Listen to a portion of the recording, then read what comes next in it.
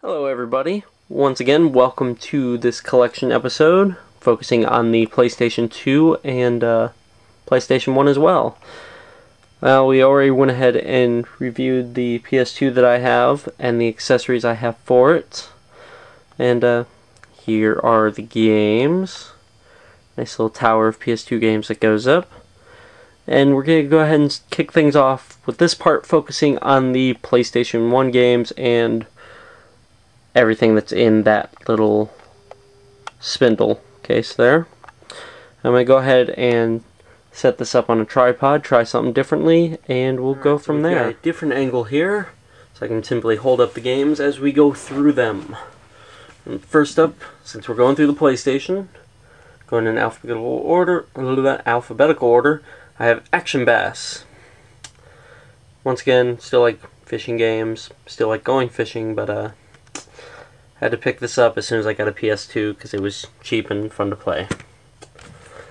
After that, I was young and had a gambling problem apparently. Caesar's Palace 2000.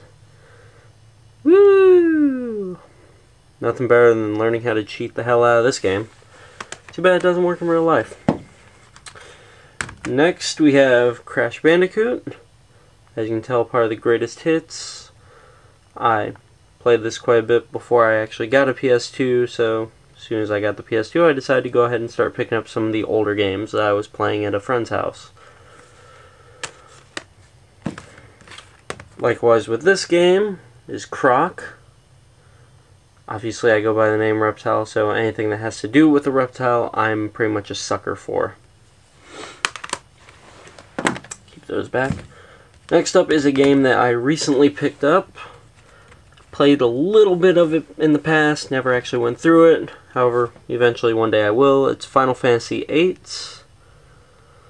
I would like to add Final Fantasy VII to my collection, however, most of the places here have it priced between $45 and $70.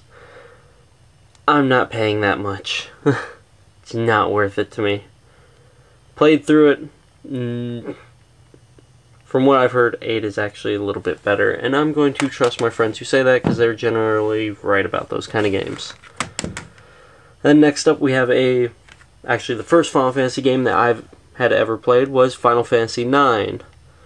And I heard that quite a few people did not like this game. I actually really thoroughly enjoyed it. Thought it had a pretty good story, and it's actually the one that got me hooked on the franchise.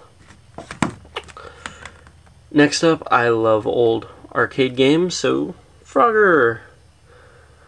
Apparently when PlayStation came out, they decided to remake a lot of old games and put a little next-gen, at the time, next-gen, twist on them. Frogger was pretty fun, but nothing compares to that old arcade feel. And the next up one is a series that actually got me probably the most interested in becoming a game designer is Gex. And I actually have a tattoo on my right arm that's based on this very cover. Now, for those who don't know, Gex is a smartass secret agent gecko who jumps into TVs and beats the hell out of shit. And there's actually a huge difference between the first Gex and the two sequels that followed after that. The first one is like a side-scroller, the other two are 3D based. Also the first one is password based and the other two use an actual save function. But it has a lot of references to old TVs and movies, and yeah, as we keep going here. Next up is Gex Enter the Gecko with its little Game Pro awards. Woo! 5, 5, 4.5, and 5. And this one I actually, as you saw, I have on the 64 as well. And then we have Gex 3 Deep Cover Gecko. Gotta have the appearance of an actress on there, which, yeah, I don't really remember too much about this game.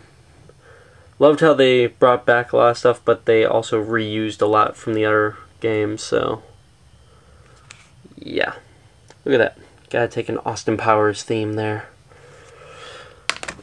Next up, I don't think I finished my explanation about Gex there either, but I don't know, it was just the free will and good-natured however malicious intent of most of the comedy that kind of... Yeah, I'm just kind of running my mouth here. I enjoyed it. I loved the script writing for it and everything else, and the gameplay. It was fun. Next up, Ghost in the Shell, an anime that I love watching, and, well, obviously the original movie is awesome. So when I saw this not too long ago, I decided to pick it up. If you watch my recent pickups videos, you saw when I went ahead and showed this. Also for the next one, a little Christmas gift that I bought for myself and for my girlfriend, Guilty Gear. I'm actually the main Guilty Gear fan in the house. So, obviously this was mainly a pickup for myself, but it's her collection as well. Now when it comes to music, I grew up listening to a lot of rock and metal and Kiss. And of course Kiss has a shitload of merchandise out. So of course they had to have a game. Come on. Gotta have some Kiss pinball. Once again, I love pinball games, so... Look, I'm keeping up with the theme here. I think that's every single system so far. Now, another series that I am extremely fond of is the Mega Man series. And as you saw with the Super Nintendo, I had Mega Man X3. I continue it on here with Mega Man X4.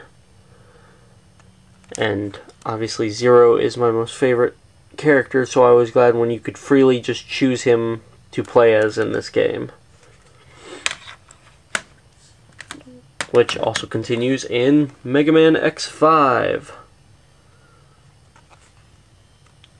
Don't really know what else to say about this. Yeah, I love the anime cutscenes that they put into both of these games, but yeah, it's a Mega Man game.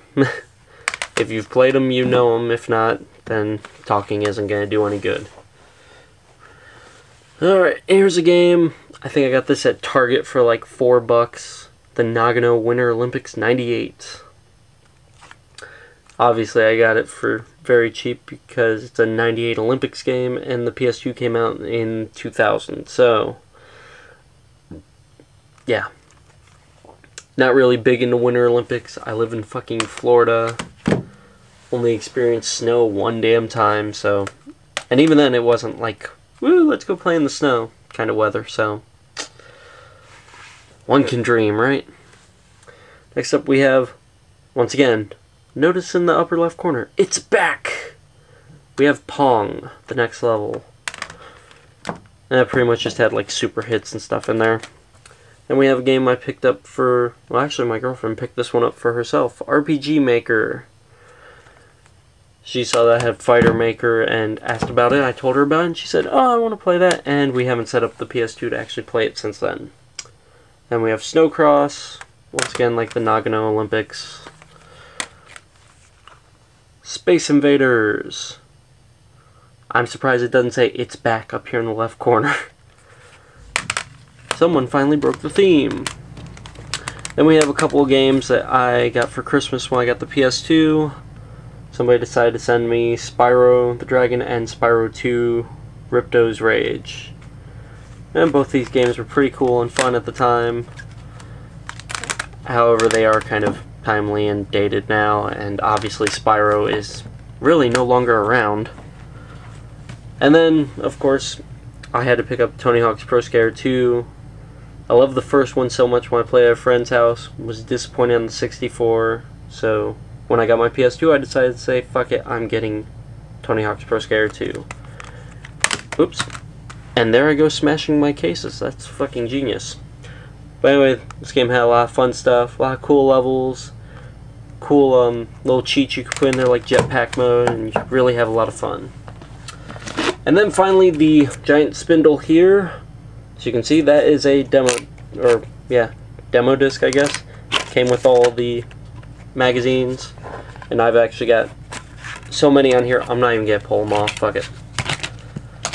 That whole thing is demo discs up to like, I think 6 months before the PS2 even came out, so they were the old PlayStation style ones, just because I knew I was gonna get a PS2.